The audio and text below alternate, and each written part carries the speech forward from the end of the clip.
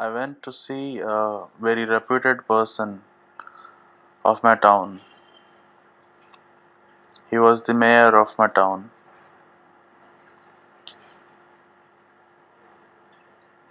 So as soon as I alighted the station, I asked the cab driver, "How is that person? How is the mayor of this town?" He said, "Don't ask about him. He is a very bad person." I said, "Oh really?" Then I went to the went to the shopkeeper. I asked him, "How is the mayor of the town?" He said, "Don't ever ask about that person. He is a very bad person. He's really very disgusting fellow." I got surprised. I went to the priest and asked him, "How is the mayor of this town?" He said, "Oh, that dirty fellow. He is very bad person. Don't ever ask about him." Finally, I thought about, let us go and visit such a disreputed person. I went to the mayor's house and asked to meet him, and there comes the ill-reputed person of the town. He comes and greets me. I asked him,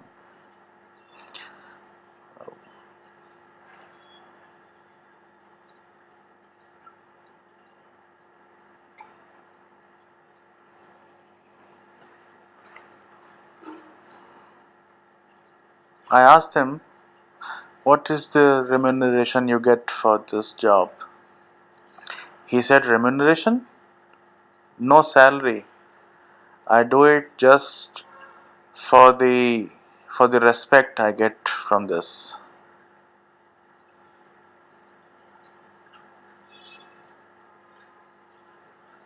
This is the story of our ego. Our ego thinks that everything that we are doing is just for the sake of its own respect. But it is something that nobody likes. Nobody, not even from the lower rung to the highest of rungs, from the lower level to the highest of level. Nobody likes the ego. But ego is misunderstanding that it is doing for the mere sake, mere respect that it gets out of it. Let us see how we can decipher this ego. In your kundli, this ego is called Lagna, the ascendant.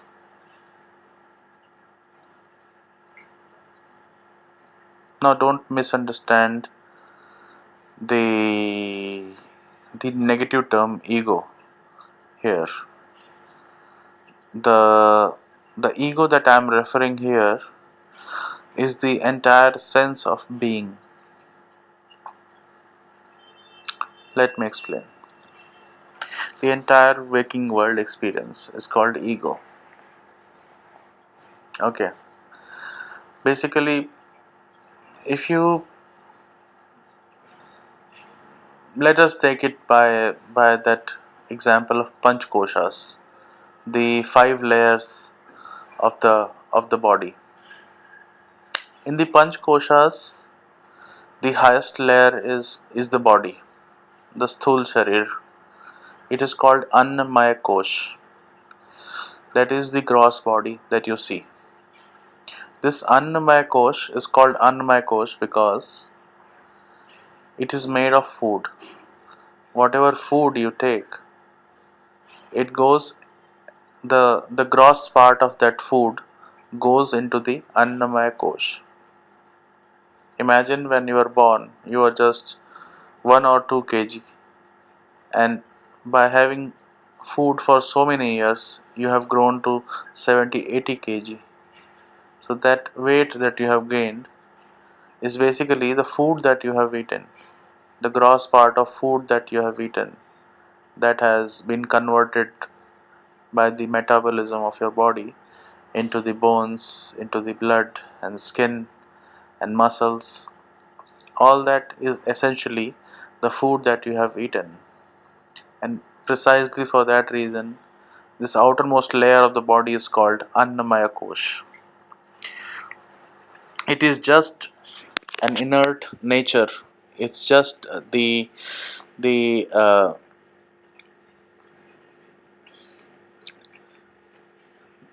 you can call it you can call it the grossest layer of your own identity. Okay. Now beneath this layer there is a pranamaya kosh, which is basically the the moving things inside your body. The movement inside your body is called the prana. Okay. And prana works with the aid of its five contingents. They are called in total Panch Pranas. Prana Pano Tatha Vyanam Mudanancha Samanakam. Saman Vayu, Udan Vayu, Prana Vayu, Vyan Vayu, Apan Vayu. These five pranas in total, in conjunction, they govern the entire body. And eventually it is triggered by the Mukhya Prana, that is the breathing, the inhalation and the exhalation. Okay. The inhalation and the exhalation triggers all of the pranas, and the entire metabolism principle of the body is governed. This is the second layer. The Annamaya Kosh is just the inert thing without the prana principle, without the pranavayu and these five contingents. Now beneath this pranamaya kosh, there is a manomaya kosh, which is basically the layer of mind, the first layer of mind. That is your thinking principle, your sankalp vikalpatmak shakti.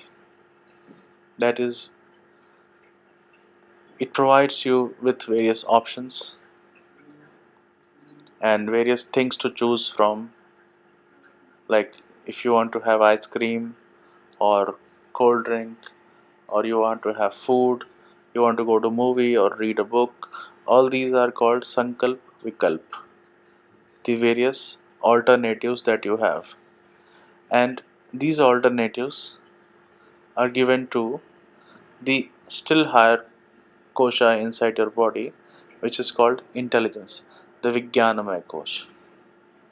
Okay.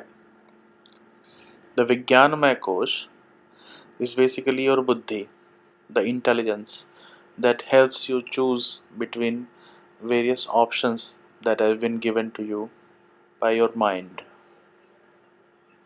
So Manomaya Kosh, and below that is the Vijnanamaya Kosh, the intelligence principle inside your body. And eventually you see that the intelligence that is being applied towards the options that have been presented to you, that intelligence is for whom? Who is the stakeholder, main stakeholder of that intelligence? Like when you decide that you want to go to movie and not read the book, then by who, for whom is this happening? That is called ego. Eventually all the decisions that one makes is for that one entity which is called ego. that is called ahankar. It is it is your idea of your own self. But finally, let me remind you, it is just an idea. It is an idea about yourself. And this idea about yourself is called ego, and in your kundali, it is called the lagna. Okay. So, what is your idea about yourself? Let us analyze that. Uh, when you were born, you did not had any idea about yourself. People started calling you by name Ram, Shyam, Johnny, whatever. And by the process you can call it auto suggestion. You also started feeling that okay, you are Ram or you are Shyam or you are Johnny. So that is the first stage of self hypnosis that you can call. Okay. So the first idea that you get is your name, and then out of some fluke or out of some mental disposition, you start to like certain kind of food, and you start to dislike certain kind of food. Some people hate milk, some people like milk, some people take meat, some people don't take meat, depending on their mental disposition. Okay. So, and then they go to school. Some people get good marks, some people get average, some people get bad marks, some people get good degrees, some very good at education, very good at science and medicine. Some are good in some other fields, and accordingly they earn degrees and they get settled in their life. They they work for some people work for business, some people join join medical schools, some people join engineering, journalism, depending on their mental aptitude. So eventually all these all these coverings, okay, all these attributes that you go on accumulating throughout your life ever since you are born, this is called ego. Okay. At this point of time, when you do the self analysis, you see that in the past 30, 40 years or whatever your age is, you have accumulated so much about your idea about yourself. Now, this idea not only includes your academic background, your mental dispositions, your food choices, but also your relationships, your your idea about you are the son of your parents or daughter of your parent, you are husband of your wife or wife of your husband, or father or brother or niece or nephew. These relationships, a girlfriend, boyfriend, or just a friend, or just a disciple, or just a student, all these relationships that you have gathered throughout your life, it all forms a part of a part of ego. Okay. And eventually at this point of time, you have the total accumulation of all these relationships, total accumulation of all the mental dispositions, total accumulation of all the professional works that you have done, all the business, all the relationships, everything combined and condensed form, that forms your ego. And all your decisions, all your intelligence is directed towards protecting this idea about yourself that you call ego. It is the idea in a most condensed form about all the ideas that you have about yourself.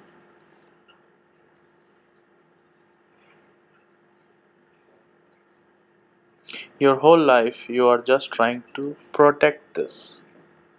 You are just trying to protect it and trying to grow it. You make it very large, large, large. Ever imagined that do you require a very big house to live? Eventually you just require a small bed of 6 by 8 to sleep in the night. Why do you require a mansion or a big haveli to live? It's just your ego, isn't it? Why do you require big cars? Why do you require big holidays?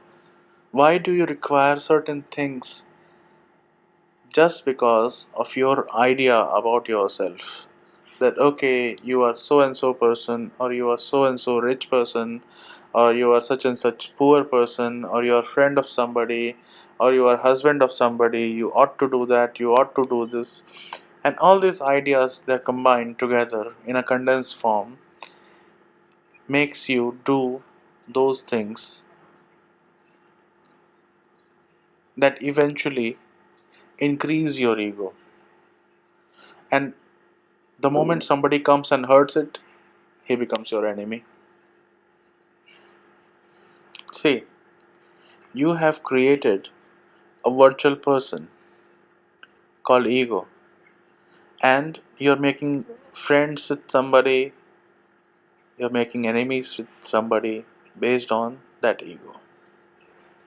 If you drop all those ideas about yourself, if you drop all those egos, there is no friend, there is no enemy in this world, isn't it? But okay, forget it. From the perspective of astrology, this ego is your lagna, okay? And the lagna lord is that intelligence that makes you increase, protect, or justify the ego, that intelligence. Okay. Now you might have seen there are some people who uh, who don't care for their own ego. Okay, they'll be able to laugh at their own self. They'll be able to denigrate their own self. These are the people who have the Lagna Lord in Dusthana with their Lagna. Like in 6, 8, and 12, if the Lagna Lord is in 6, 8, and 12 from their Lagna, then these are the people who are not actually interested in increasing their ego. Okay, so for the transactional world, it is not a good thing. So that's why it is called a Dusthana, a bad place for Lagna Lord, isn't it? And when this now this ego, as we have seen, it's a superimposition of so many ideas of all your professional life, all your family life, everything condensed into that one place. So in the Rashi chart, if you see Lagna, it is it is actually superimposition of many things. That's why we require to use divisional charts. In the divisional chart, each Lagna gives a snapshot of ego in that particular area. Like in D10 chart, it is your ego in your professional world, how you deal with the world in your professional life. In Navansha, it is the ego with respect to your family life, especially with your spouse. In the Saptamsha chart, it is the it is your life relationship with your children. In D3 chart, it is your relationship with your brothers and sisters. In D12 chart, it is the relationship of with your parents. Okay, in D16 chart, about the luxuries. In D4 chart, about your properties. In D20 chart, about your spiritual progress, about your spiritual guru. So likewise, you see, how your ego can be dissected to several planes and studied in a in such a fashion so that you can understand the nature of your ego. Okay.